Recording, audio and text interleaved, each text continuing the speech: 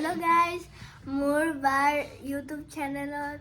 স্বাগতম জনাইছো। আজি হয় উৰুকা তো আমি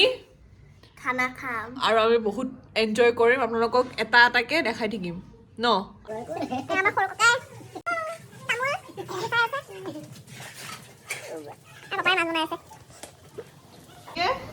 এফালে কি ধুই আছে নাজানো চাও কি ধুই আছে মাটিমাহ এফালে নহৰু পিয়াজ আৰু এফালে পিয়াজ